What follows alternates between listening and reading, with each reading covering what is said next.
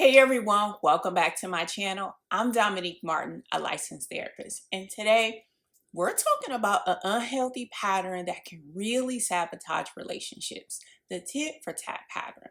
So you might recognize it if you ever had a thought like, well, they didn't do this for me, so why should I?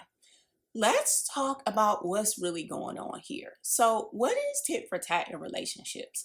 At its core, it's when partners start matching each other's behaviors, both the good and the bad, and it often turns into scorekeeping. So, you might find yourself thinking, I did it yesterday, so it's your turn.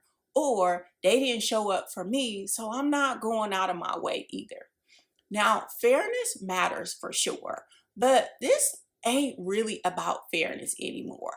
It becomes about keeping things even instead of staying emotionally connected. And over time, this creates a really damaging dynamic. So, first, there's scorekeeping. So, you may constantly track who did what, who gave more, or who did more and who didn't. Then it can turn into a competition. So almost like it's me versus you. And sometimes this shows up as an unconscious rivalry. And that's where things start to break down. Another way this may show up is through retaliation or punishment. So instead of talking about hurt feelings, partners might withhold affection, avoid responsibilities, or even subtly sabotage each other. And it may become about teaching your partner a lesson. So you might also notice more defensiveness and less care. Thoughts like, why should I be considerate if they not? Or I'll give when they give first. And that creates a kind of conditional connection where care is only offered as a reaction, not as a choice. But underneath all of this, there's usually something deeper going on. Most often, it's resentment.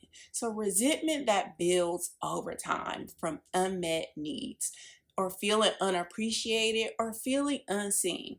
Sometimes there's also a fear of being taken advantage of.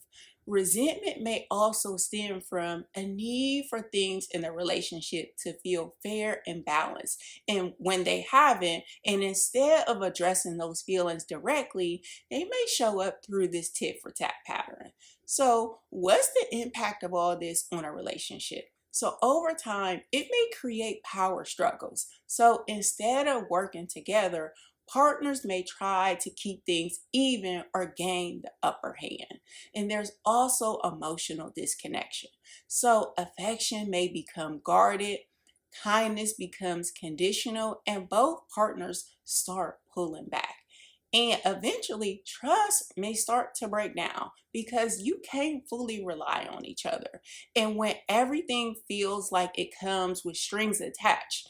So, how do you interrupt this pattern? So, the first step is to communicate directly. So, instead of acting out of frustration, put it into words. For example, saying something like, I've been feeling unappreciated lately, or I need more support with this. Unspoken expectations are what fuels this pattern. All right, the second step is shifting your mindset from me versus you to we. So instead of asking who's doing more, try asking what does our relationship need right now? That's a completely different perspective. All right, another important piece is letting go of conditional reciprocation. Healthy relationships ain't built on I'll give when you give, they built on choosing to show up with care, even when it's not immediately matched. That don't mean overgiving or ignoring your needs. It means acting from your values, not just reacting to your partner. And here's a few steps to help get you there. First, drop the scorecard. Not everything has to be equal in every moment.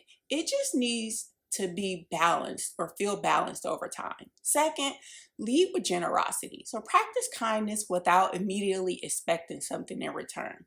Third, name the pattern. So you can say something like, I think we in a tit for tat, or I think we going tit for tat. That awareness alone can shift things. Fourth is create shared agreements. So talk about responsibilities expectations, and how y'all want to show up for each other.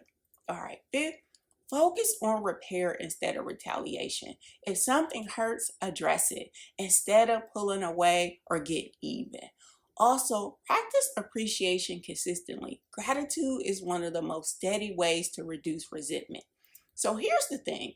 Connection is not meant to be a transaction. If your relationship starts to feel like an exchange of you did this, so I'm gonna do that, it's a sign to pause and reset.